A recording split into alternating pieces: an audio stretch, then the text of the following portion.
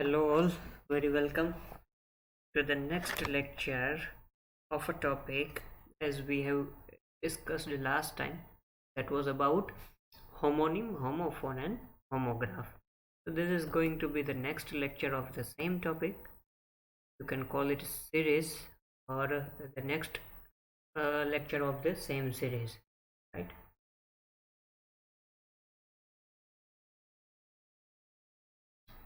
Okay, બધાને આ શબ્દ શું છે એ ક્લિયર થઈ ગયો છે. જો એ ક્લિયર નથી થયું કદાચ તો don't worry, we are again here and I brief you about it કે એ શું હતું ને શું નહીં.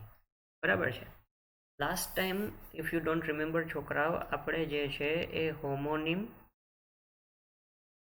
હોમોફોન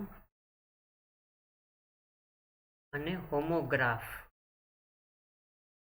આ શબ્દોને સમજ્યા હતા કે આ શું છે, અને એના થોડા એક્ઝામ્પલ્સ લીધા હતા અને એના વિશે સમજવાની પ્રયત્ન કર્યા હતા. બરાબર છે. Before we begin our this lecture, આમાં થોડા વધારે એક્ઝામ્પલ્સ આપી અને આનું લિસ્ટ છે આખું, એની હું પીડીએફ પણ તમને અવેલેબલ કરીશ, પણ આની અંદર હજુ એ થોડું વધારે એક્સપ્લેન, અમુક જે એના પેટા ટોપિક બાકી છે એ હું સમજાવીશ, અને પછી આખું લિસ્ટ હું તમને પ્રોવાઈડ કરી દઈશ કે એક વખત તમને સમજાઈ ગયું છે, પકડાઈ ગયું છે કે શું શું છે ને શું શું નથી, એના પછી હું તમને આખું લિસ્ટ આપી દઉં, તમે જાતે પણ સમજી શકો. But before we move to the or move towards the explanation of the topic, let's have the introduction of an application that or of which you are watching me, and if of which I am talking to you. Unacademy application લગભગ દરેકના મોઢે છે, આપણને ખ્યાલ છે કે એ academic application છે જેની અંદર તમને કોમ્પિટિટિવ એક્ઝામિનેશન્સ જેનું નામ લ્યો એ કોમ્પિટિટિવ એક્ઝામિનેશન તમારી સામે હાજર હશે, જેમાં હું કિશન જોશી તમારું સ્વાગત તો કરું જ છું, પણ ની અંદર I am just checking whether this is getting recorded or yes it is getting recorded. સ્વાગત તો કરું જ છું, પણ ની સાથોસાથ કયો હું જે કદાચ કોઈ પહેલી વખત જોવે છે વિડીયો તો એમને માહિતી મળે. કિશન જોશી નામ છે અને હું તમારું ઇંગ્લિશ ડીલ કરીશ, અને ખાસ જીપીએસસીનું હું તમારું ઇંગ્લિશ ડીલ કરીશ. બરાબર છે. જીપીએસસીનું કે જે ડિસ્ક્રિપ્ટિવ છે, અને હું તમને ડિસ્ક્રિપ્ટિવ શીખવીશ, પણ અત્યારે એનું ગ્રાઉન્ડિંગ ચાલુ છે. ગ્રાઉન્ડિંગ એટલે આપણે કહીએ કે બેઝિક જેટલું જરૂરી છે એ અત્યારે ચાલુ છે. એટલે જે લોકો જીપીએસસી વાળા છે એ લોકો મારા વિડીયોઝ જૂના પણ જોઈ લે અને અહીંથી કન્ટિન્યુ કરી લે, એટલે જીપીએસસીમાં ઇંગ્લિશમાં જેને એક્ઝામ આપવી છે એને ક્યાંય જ કોઈ પ્રોબ્લેમ નહીં આવે, એની જવાબદારી મારી. શું કામે? તો કે ભાઈ નંબર 1, એપ્રોક્સિમેટલી 9 વર્ષનો તો અનુભવ છે. શેનો? તો કે માત્ર ઇંગ્લિશ સબ્જેક્ટ શીખવવાનો. હવે ઇંગ્લિશમાં એમાં શું ખ્યાલ છે ખબર તમને? તો કે કમ્પલસરી ઇંગ્લિશ શીખડાવેલું છે મેં, આઈએલટીએસ મેં શીખડાવેલું છે, કોમ્યુનિકેશન સ્કિલ્સ મેં શીખડાવેલું છે, લેંગ્વેજની ટ્રેનિંગ તરીકે એટલે કે લેંગ્વેજ ટ્રેનર તરીકે મેં કામ કરેલું છે. ત્યારબાદ મલ્ટિપલ કોર્सेस, જેમાંના મેનેજમેન્ટ કોર્सेसની અંદર બીબીએ, એમબીએ જેવા કોર્सेस છે, સાયન્સની અંદર જે કોર સબ્જેક્ટ કમ્પલસરી ઇંગ્લિશ આવે છે એ 11-12 સ્કૂલિંગની અંદર, અને એમાં એ ગુજરાતી મીડિયમની, ઇંગ્લિશ મીડિયમની અંદર પણ મેં એક્સપર્ટ લેક્ચર્સ લીધેલા છે. ત્યારબાદ 2 યુનિવર્સિટીઝની અંદર અને 4 કોલેજીસની અંદર પણ હું એડોક તરીકે અથવા તો ફ્રીલાન્સિંગ લેક્ચરર તરીકે કામ કરેલું છે. તો આ બધાને અંતે આવો વેરાયટી, આ વેરિયસ જેને છે ને મિસેલેનિયસ તમે કહી શકો, એટલે કે એક ઇંગ્લિશની અંદર ખાલી એવું નથી કે 11મું ભણાવ્યું છે, ઇંગ્લિશની અંદર ખાલી એવું નથી કોમ્પિટિટિવ્સ જ ભણાવ્યું છે. મેં કોમ્યુનિકેશન સ્કિલ, આઈએલટીએસ, આ બધાનો અનુભવનો નિચોડ જે છે એને હું 9 વર્ષ કહું છું. એટલે વેરાયટી ઇંગ્લિશ જે હોય છે, ત્યાંની અંદર ઇંગ્લિશનો અપ્રોચ શું હોય, ત્યાં ઇંગ્લિશનો અપ્રોચ શું હોય, સ્પોકન ઇંગ્લિશ જે છે આ બધાની અંદર ઇંગ્લિશ આપણે ભણાવેલું છે. એટલે બધાનું ઓવરઓલ જે લમસમ ભેગું થાય એને લઈને 9 વર્ષ અનુભવ મારા થયા છે. અને એની સાથોસાથ મારી ક્વોલિફિકેશન્સની જો વાત કરીએ તો મારી ક્વોલિફિકેશન્સની અંદર બેચલર ઇન આર્ટ્સ છે, માસ્ટર ઇન આર્ટ્સ છે, માસ્ટર ઇન ફિલોસોફી છે, અને ડોક્ટરેટ ડિગ્રી જે છે દુનિયાની છેલ્લી ડિગ્રી, આ ચારે ડિગ્રી મેં એઝ અ કોર સબ્જેક્ટ, ઇંગ્લિશના કોર સબ્જેક્ટ તરીકે આ ચારે ડિગ્રી મેં લીધેલી છે. અથવા તો આ જે લાસ્ટ ડિગ્રી છે એ અત્યારે ચાલુ છે, બાકીની 3 ડિગ્રી રહી છે એ મારી ઇંગ્લિશ કોર સબ્જેક્ટની રહી છે. I provided you this basic information of me so that you can trust upon my English. તમારે જે તે ફેકલ્ટી, તમે જે ફેકલ્ટીને જોવો છો, સાંભળો છો, સ્વાભાવિક છે પ્રશ્ન થવો જોઈએ કે આની ઉપર ટ્રસ્ટ કર્યા જેવો છે કે નહીં, હું જે સબ્જેક્ટ એની પાસે શીખવા માગું છું એ. તો એનો તમને બેઝિક આઈડિયા મળી રહે એના માટેની આ મેં વાત કરી કે you can rely upon me whenever or wherever or whatever English is. જ્યાં ક્યાંય પણ જે કંઈ પણ જે બાબતે પણ ઇંગ્લિશ આવે છે ત્યાં તમે મને આ બાબતે વિશ્વાસ મૂકી શકો ને કોઈ પણ પ્રશ્ન પૂછી શકો છો. એઝ આઈ ટોલ્ડ યુ, જીપીએસસીનું ડિસ્ક્રિપ્ટિવ ગ્રામર હું તમારું લઈશ. હવે જો કોઈને અનએકેડેમી શું છે એ ખ્યાલ ના રહે, અનએકેડેમી, તો સિમ્પલી ભાઈ તમારા પ્લે સ્ટોરમાં જાઓ ઝડપથી, iOS છે તો iOSમાં જાઓ ને અનએકેડેમી લર્નિંગ એપ લખો, અનએકેડેમી લખશો અને તમે તો પાછળ કહેવાઓ ભાઈ હજી અનએકેડેમી નથી ખ્યાલ. તો કારણ કે હવે તો ક્રિકેટ જ્યાં લેવાય છે ને ભાઈ, આઈપીએલ હમણાં પૂરી થઈને એની સ્પોન્સરશિપમાં છે, આને સ્પોન્સર કરે છે, બરાબર, એની સ્પોન્સરશિપની અંદર છે. તો અનએકેડેમી એક એડ્યુકેશનલ એપ છે, એડ્યુકેશનલ એપ છે, બરાબર, કે જ્યાં તમને કોમ્પિટિટિવ એક્ઝામિનેશન્સની તો માહિતી મળે જ છે, પણ અધર કોર્સીસ પણ છે. કેટલા કોર્સીસ છે ખ્યાલ છે? 2400થી વધારે કોર્સીસ છે. એટલે તમે કોર્સનું નામ લ્યો અને અનએકેડેમી તમને કોર્સ પ્રોવાઈડ કરશે. એમાં તમે સબસ્ક્રિપ્શન પરચેસ કરી શકો છો. તમારે જીપીએસસીની ફોકસ્ડ તૈયારી કરવી છે, ભાઈ કઈ વસ્તુ છે, કયા ક્લાસીસમાં જાઉં, શું કરું, હું આ ક્લાસીસમાં જાઉં છું તો સાહેબ ત્યાં છે ને મને મેથ્સના સાહેબ મેથડ અનુકૂળ નથી પડતી, હું વાં જાઉં છું ને તો ત્યાં મને ઇંગ્લિશના મેડમની મેથડ જે છે ને એ અનુકૂળ નથી પડતી, હું આ ક્લાસીસમાં જાઉં છું તો આવું બધું એક જગ્યાએ મળી જાય ખરું, કે જ્યાં મને જે શિક્ષક અનુકૂળ પડે એ શિક્ષક પાસેથી હું એ સબ્જેક્ટ ભણી શકું. આ અનુકૂળ પડે માત્ર એક જગ્યાએ, એ જગ્યા છે અનએકેડેમી એપ્લિકેશન. તો એને ઝડપથી તમે પ્લે સ્ટોરમાં જઈને iOSમાં જઈને ડાઉનલોડ કરો અને તમે જે કોર્સ અથવા તો જે એક્ઝામિનેશન ક્રેક કરવા માગો છો, ક્વોલિફાય કરવા માગો છો, એને સબસ્ક્રિપ્શન પરચેસ કરી લ્યો. જો તમે સબસ્ક્રિપ્શન પરચેસ કરશો, નોમિનલ ફી હો છોકરાઓ, 7,000 જેવી ફીની અંદર, કે જે છઠ્ઠા ધોરણની ક્યાંકની ગુજરાતી મીડિયમની ફી હશે. ગામડા લેવલે 7,000 લેવાય છે, તાલુકા લેવલે 7,000 હોય છે, એની ગુજરાતી મીડિયમ, ઇંગ્લિશ મીડિયમના નામ નથી લેવાતા. એ ફીની અંદર તમને ક્લાસ 1-2ની તૈયારી કરાવે છે. કોણ? અનએકેડેમી એપ્લિકેશન. ત્યાં તમને ડેઇલી લાઈવ ક્લાસીસ મળશે, લાઈવ ટેસ્ટ મળશે, સ્ટ્રક્ચર્ડ કોર્સ હશે, અનલિમિટેડ એક્સેસ હશે, રાઈટ. જો તમે કેજેડી 10 તમે જ્યારે કોર્સ લ્યો છો ને, તો મેં તો તમને 7,000 રૂપિયા કીધા હતા એક વર્ષના. જે આ તમે કોમ્પિટિટિવ એક્ઝામિનેશન્સના ક્લાસીસમાં જાઓ તો 6 મહિનાના કોર્સ હોય, એના 12,000થી લઈને 20,000 અને યુપીએસસી જેવાના તો 1 લાખ રૂપિયો પ્રાઇઝીસ છે, 1 લાખ રૂપિયો પ્રાઇઝીસ છે. આ જો એમાંય તમે 24 મંથનું લ્યો તો એ તમને કેટલાનું? 8,400નું. પણ ભાઈ તમે આ કોડ જોવો, આ કોડ તમે યુઝ કરો છો KJD10, કિશન જોશી D10, આ કોડ યુઝ કરો છો, તમને ડિસ્કાઉન્ટ મળે છે 10%નું. તો 10%ના ડિસ્કાઉન્ટ લઈને જ કામ કરવું જોઈએ, જેથી 8,400ના સીધા થઈ જાય 7,560, એટલે ઓલમોસ્ટ 850 ઉપર તમને બેનિફિટ મળી ગયો. આને તમે જો પર મંથ કાઉન્ટ કરો ને તો 350 રૂપિયા આપણે વેડફી નાખતા છું છોકરાઓ, એના કરતાં ઇન્વેસ્ટ ન કરીએ અહીંયા. આને એજ્યુકેશનની અંદર જે ઇન્વેસ્ટમેન્ટ કરો છો, એડ્યુકેશનમાં તમે જે કંઈ પણ ઇન્વેસ્ટમેન્ટ કરો છો એનું વ્યાજ જે છે, એનું ઇન્ટરેસ્ટ જે છે એ તમને આખી જિંદગી મળશે ભાઈ, એનો ઇન્ટરેસ્ટ, બરાબર છે. તો ઝડપથી તમારા ફોનમાં ડાઉનલોડ કરશો ને એટલે અનએકેડેમી તમને આવી રીતની દેખાશે. અહીંયા તમારે જઈ અને તમારે જે કોઈ પણ કોર્સ લેવો છે એ કોર્સ લખવાનો, અને ત્યારબાદ આ જગ્યા જે ખાલી રહી ને ત્યાં તમારે લખવાનું KJD10, બધું કેપિટલ જ લખાશે ઓટોમેટિક. અપ્લાય ઉપર આપો એટલે સીધું આ તમને નોટિફિકેશન આવી જશે કે તમને 10% મળી ગયું છે. ગ્રેટ, આગળ જાઓ અને તમારી તૈયારીને તમે કરી દો સર. આ વાત થઈ અનએકેડેમી. હવે ગયા લેક્ચરમાં આપણે સમજાતા હોમોનિમ, હું આને ચાઈને આમ લખું છું અને લખાય આમ જ, હોમોનિમ આમ લખાય, બરાબર, પણ અહીંયા હું વચ્ચે ગેપ એટલા માટે રાખું છું તમને સમજાય, એક વસ્તુ સમજાવ. ત્યારબાદ છે હોમોફોન, હોમોગ્રાફ. હોમો એટલે એક કુટુંબના માણસો, એટલે એક હોમના માણસો, એક ઘરના સભ્યો હોય, એટલે સરખી જ્ઞાતિ આ લોકોની એ. નીમ એટલે નાઉન, ફોન એટલે સાઉન્ડ, ગ્રાફ એટલે સ્ક્રિપ્ટ, બરાબર. નીમ એટલે નામ, ઉચ્ચારણ અને ગ્રાફ એટલે કે મુદ્રણ એટલે કે લખવું. તો જે એક સરખા નામ લાગે છે પણ એના અર્થ આ બધાયના અલગ હોય. આ લાગે સરખા, અર્થ અલગ હોય, એને આપણે કહેશું હોમોનિમ. એના બે વિભાગ પડે છે. વિભાગ નંબર 1 છે હોમોફોન, કે જેના ઉચ્ચારણ સરખા લાગે છે, સ્પેલિંગ અલગ છે અને અર્થ પણ અલગ છે. ઉચ્ચારણ સરખા છે, અર્થ સરખા નથી.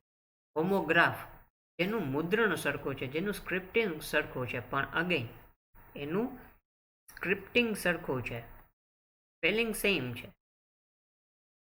પણ અર્થ એના સેમ નથી. એને કહેશું આપણે હોમોગ્રાફ અને આને કહેશું આપણે હોમોફોન. આવી વસ્તુ આપણે ગયા લેક્ચરમાં સમજ્યા હતા. બરાબર છે. ફરીથી એને થોડું બ્રીફમાં રિવાઇઝ કરી જઈએ આપણે, અને પછી એના વધારે એક્ઝામ્પલ્સ જે છે આપણે જોઈએ. તો આ સેશનમાં આપણે શું શું સમજશું? તો કે આ સેશનમાં આપણે હોમોનિમ, હોમોફોન, હોમોગ્રાફની બ્રીફ મેં સમજાવ્યું હતું, એટલે હું વધારે ડિટેલમાં એક્સપ્લેન નહીં કરું. એની ડેફિનેશન્સને 1 લાઇનમાં સમજાવીશ. આમાં 1 લાઇનમાં એના વધારે એક્ઝામ્પલ જે છે લેશું, અને રિવિઝનની જો જરૂરિયાત તમને લાગે છે તો આપણે એનું રિવિઝન કરશું, અધરવાઇઝ વિલ મૂવ ફોરવર્ડ. ચાલો, એના બ્રીફ આપણે જે ઇન્ટ્રોડક્શન લેવાનું હતું, ઇન્ટ્રોડક્શન છે એનું. Homonym is an umbrella term which means the words which either sounds alike or spell alike. કાં તો જેનું ઉચ્ચારણ સરખું છે અથવા તો જેના સ્પેલિંગ સરખા છે, પણ મીનિંગ સરખા બેમાંથી એકેયના ન હોય. એ યાદ રાખવાનું છે, મીનિંગ સરખા હશે નહીં. જેમાં words which have same spelling but different meaning are called homograph. જેના સ્પેલિંગ સરખા છે, મીનિંગ અલગ છે, એને કહેશું હોમોગ્રાફ. ત્યારબાદ એવા શબ્દો કે જેના સાઉન્ડ સરખા છે પણ મીનિંગ તો કે ડિફરન્ટ છે. જેના સાઉન્ડ સરખા છે પણ મીનિંગ અલગ છે. આ થયા હોમોગ્રાફ, આ થયા હોમોફોન. આપણે એવું પણ સમજ્યા હતા કે ફોન ઉપરથી ફોનેટિક એવો શબ્દ છે જે આખું ઉચ્ચારણનું શાસ્ત્ર છે. બરાબર, આટલી વસ્તુ આપણે સમજી ગયા હતા. હવે એના વધારે એક્ઝામ્પલ્સ જે છે એ આપણે અહીંયા સમજવાના છે. અને મેં એવું પણ કીધું હતું કે એમાં થોડીક વેરાયટી પણ છે. એ વેરાયટીને પણ આપણે અહીં સમજવાની છે. શું છે એ વેરાયટી સમજીએ.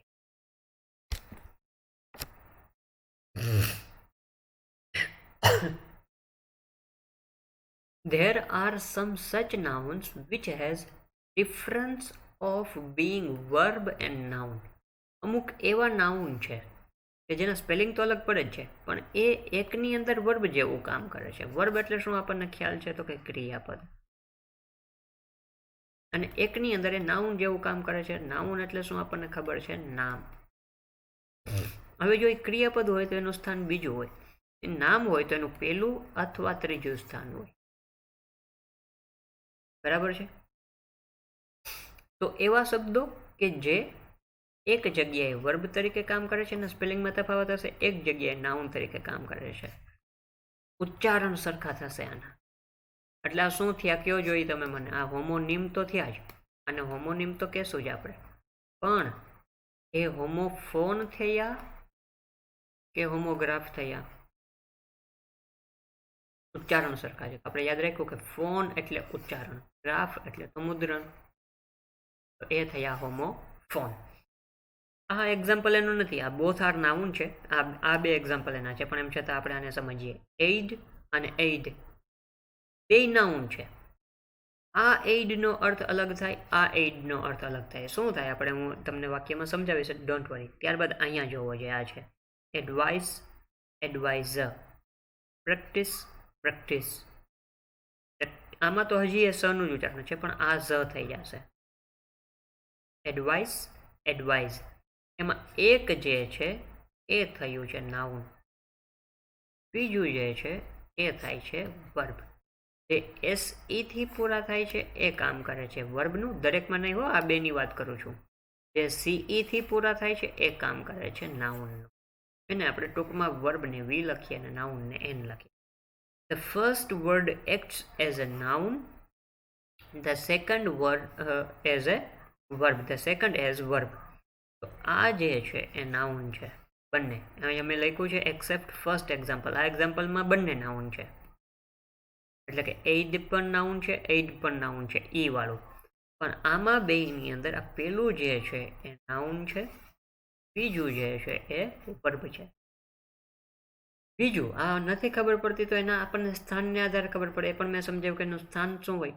તો કે જો એક ક્રિયાપદ હોય તો એ બીજા સ્થાને હોય, ને નાઉન હોય તો કા પહેલા સ્થાને હોય એટલે કે સબ્જેક્ટના સ્થાને હોય, અને કા તો ત્રીજા સ્થાને એટલે કે ઓબ્જેક્ટના સ્થાને હોય. એક્ઝામ્પલ લઈએ આપણે એના.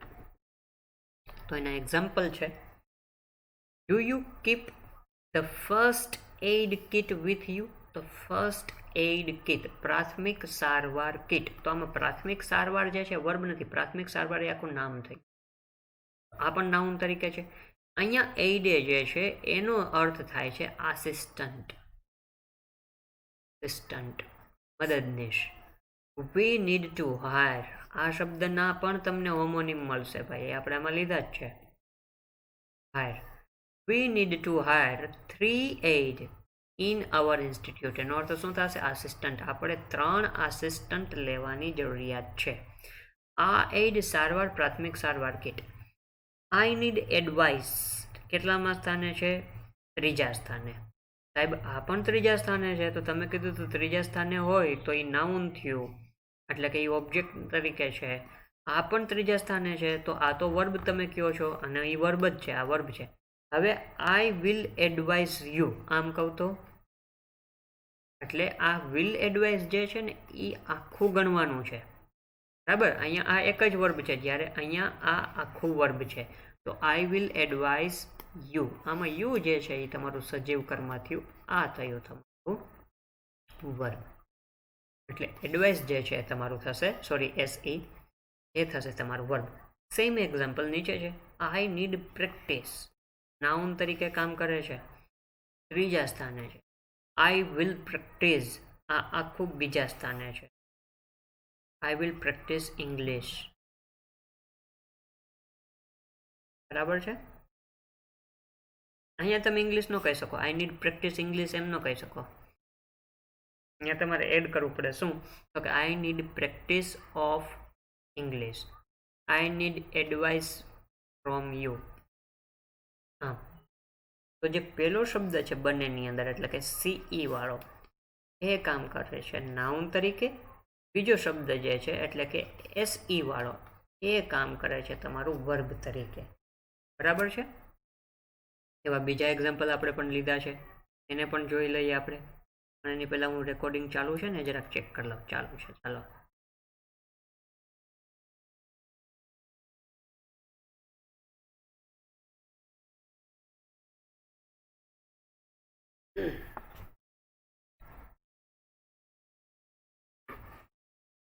બીજા શબ્દો છે જે મેં અહીંયા લખેલા છે, air, air, R, R, air.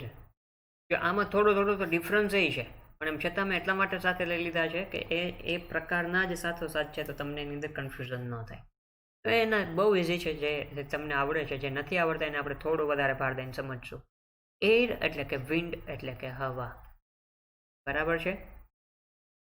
ERE, હજી એક આવો શબ્દ છે એરી, એટલે જેમાં કંટાળો આવતો હોય, ઇરિટેટિંગ હોય, એને પણ તમે ઈરી એવું કહી શકો, બરાબર. ઈયર શબ્દ છે, ઈયર, કાન, આપણને ખ્યાલ છે આની ઉપરથી. ઇયરફોન ને વગેરે, ઇયરિંગ્સ ને વગેરે શબ્દો છે, બરાબર. ઇયરિંગ્સ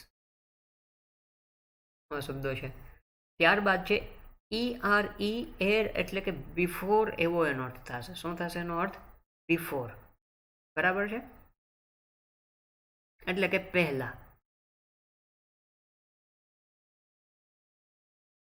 ત્યારબાદ એકલું એર છે, એર, એર એટલે ભૂલ, જેના ઉપરથી શબ્દ છે એરર.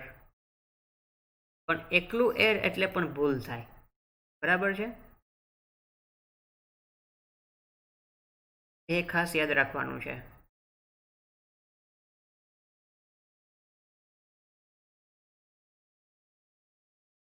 ત્યારબાદનો શબ્દ છે હાયર, એટલે કે ઇનહેરિટ, એટલે કે ઉત્તરાધિકારી. હાયર એટલે કે રિક્રુટ કરવા, બરાબર. ભાડે કોઈને રિક્રુટ કરવા. ભાડે એટલે અહીંયા પૈસા ચૂકવીને, એટલે ઓમ જ ભાડે એટલે દાળિયા હોય અર્થમાં નહીં. હેર આપણને ખ્યાલ છે કે માથાના વાળના અર્થમાં. તો એ સહેલું છે બધાને, બરાબર, એકદમ ઇઝી લાગે છે. એલ્યુઝન અને ઇલ્યુઝન. એલ્યુઝનનો અર્થ થશે રેફરન્સ. એના ઉપરથી એલ્યુડ એવો શબ્દ પણ છે, એલ્યુડ, બરાબર. આ નાઉન છે. એલ્યુડ જે છે ને એ વર્બ બને. એલ્યુડ એટલે એનો રેફરન્સ. હું ધારો કે કોઈ પણ વાત કરું છું અને હું એમ કહું કે હા ભાઈ તે પણ જ્ઞાનનું ફળ ખાઈ લીધું લાગે છે, તે નોલેજ ઓફ ફ્રૂટ ખાઈ લીધું લાગે છે. તે આ છે ને રેફરન્સ વાળી વાત થઈ. રેફરન્સ વાળી વાત એટલે શું? તો કે આ જેને ખબર હોય એને ખબર પડે, અધરવાઇઝ બધા બીજાને એમ લાગે કે ઠીક છે ભાઈ અલંકારિક ભાષાની અંદર એને વાત કરી છે, પણ એવું નથી. નોલેજ ઓફ ફ્રૂટ જે છે ને પેરેડાઇઝ લોસ્ટનું, પેરેડાઇઝ લોસ્ટ નામની મિલ્ટન સાહેબે 12 બુક લખી છે. 12 સમથિંગ અરાઉન્ડ એટલા વોલ્યુમ્સની અંદર છે. એની અંદરની આ જે એડમ અને ઈવની તમે વાત જાણો છો ને, એડમ અને ઈવ, એ આમાંથી આવી છે, નોલેજ ફ્રૂટ વાળો. એવો કોઈ વધારે બોલતો હોય ને હું કદાચ, એટલે એક્ઝામ્પલ તરીકે છે, એવું જરૂરી નથી કે એ વધારે બોલતો હોય તો જ, પણ હું એમ કહું કે હા ભાઈ તે તો જ્ઞાનનું ફળ ખાઈ લીધું લાગે, તો મેં એનું એલ્યુઝન કર્યું છે, એટલે કે રેફરન્સ લીધો. જે બોલવામાં ન આવે પણ એ રેફરન્સમાં વાત થઈ છે. ઇલ્યુઝન એટલે ભ્રમ. આ થયો કે સંદર્ભ, આ થયો ભ્રમ. You find an allusion of Hamlet in the works of, અથવા તો in the work of TS. Eliot. ટી.એસના વિલિયટમાં તમને હેમલેટ નામનું જે એક નાટક છે, આનો એચ કેપિટલ આવશે. હેમલેટ નામનું જે નાટક છે એનું તમને એલ્યુઝન મળશે. આઈ હેડ એન ઇલ્યુઝન, મને ભ્રમ થયો. શું? તો કે of someone trying to kill me. નીંદરમાં હું સૂતો તો કોઈ અચાનક આવીને મને મારવાનો પ્રયત્ન કરતો હોય એવો મને ભ્રમ થયો. તો એ થયું બીજું એક્ઝામ્પલ. ત્યારબાદ છે બેર, બેર અને બિયર. હજી એક આમાં તમે આ એડ કરી શકો, પણ એ બિયર થઈ જાય. આ લિકરના અર્થમાં. લિકર એટલે આપણે કહેશું આલ્કોહોલના સંદર્ભમાં, બરાબર છે. આલ્કોહોલના સંદર્ભની અંદર એ આવશે. એને લિકર પણ કહેવાય, બરાબર છે.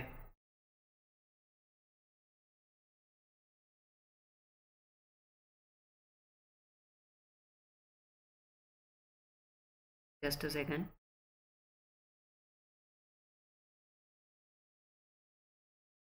તો એ થયું બેર, ત્યારબાદ છે બિયર અને ત્રીજું પણ છે બિયર. એટલે એને ની અંદર જે તફાવત છે શું છે ભાઈ? તો કે બધાને ઓલમોસ્ટ ખ્યાલ છે. હું ચેક કરતો હતો કે આલ્કોહોલમાં મને કંઈક ભૂલ લાગે છે. એ છે આ સિંગલ સી જ આવશે હો, ખાલી આલ્કોહોલ આવી રીતનું થશે. My mistake. મને લાગ્યું કે અહીંયા એચ નથી, અહીંયા એચ છે. એટલે બેર જે છે એ વિધાઉટ અથવા તો અનકવર્ડ એવો અર્થ થશે. બિયર એક એનિમલ એટલે રીચના અર્થમાં, અને આ બેર એટલે સહન કરવું અથવા સપોર્ટ કરવો, એ બેની અર્થની અંદર આવશે. હી વેન્ટ ટુ ટેમ્પલ બેર ફૂટ. એ ઉઘાડા પગે એટલે કે ચપ્પલ વગર એ મંદિરે ગયા, તો એવો એનો અર્થ થયો. ત્યારબાદ છે bear in the ice looks cute but are wild. જો આ ક્યુટ છે ને એની ઉપરથી પણ તમને હોમોનિમ્સ મળશે ઘણા. આ પણ હોમોનિમ્સ જે છે તમને ઘણા બધા મળી રહેશે, બરાબર છે. ત્યારબાદ છે you will have to bear with me, એટલે તમારે થોડો સમય મને પુટઅપ, પુટઅપ શબ્દ છે, પુટઅપ વિથ મી. પુટઅપ એટલે ને સહન કરવા એક અર્થમાં, અથવા તો સાંભળવા. સહન કરવા જરૂરી નથી કે સહન જ કરવાના અર્થમાં હોય, પણ સાંભળવા પડશે એમને, બરાબર. તો you will have to bear with me, તમારે મને એટલી ઘડી સાંભળવા પડશે, સહન કરવા પડશે, એવો એનો અર્થ થાય. ક્લિયર છે? ત્યારબાદનું એક્ઝામ્પલ છે ક્વિટ, ક્વાઇટ, વ્હાઇટ, ક્યુટ અને કોટ. આ જે છે એ હોમોનિમમાં નહીં આવે, પણ એમ છતાં મેં એટલે જો ઇન્ટુ બ્રેકેટમાં મૂક્યા છે. ક્વિટ એટલે ટુ સ્ટોપ, ક્વાઇટ એટલે out of noise, out of noise થી બહાર.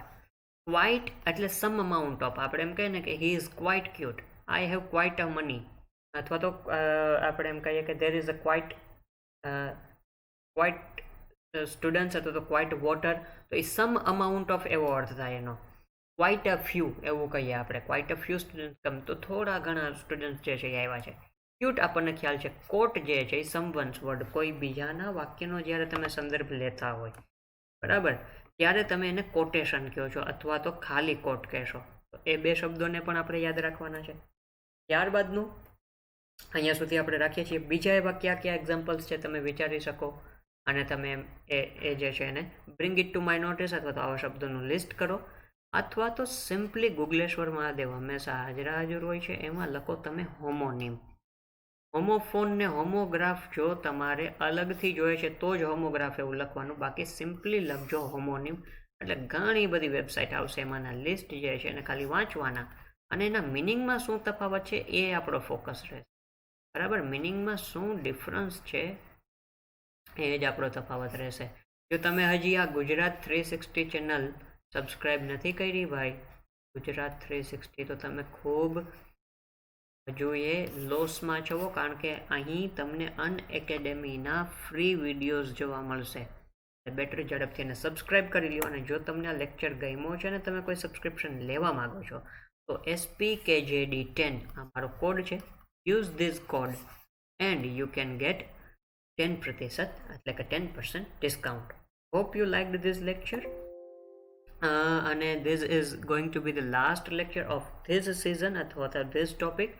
So I wish you very happy Diwali to all. Have a safe Diwali, have a safe festivals to all, and enjoy your festival days. Take care of yourself. See you very soon. And soon these holidays will open again. We will meet again very live. This was the recorded video for you. Hope you enjoyed the lecture. Take care of yourself. See you soon and happy festival days.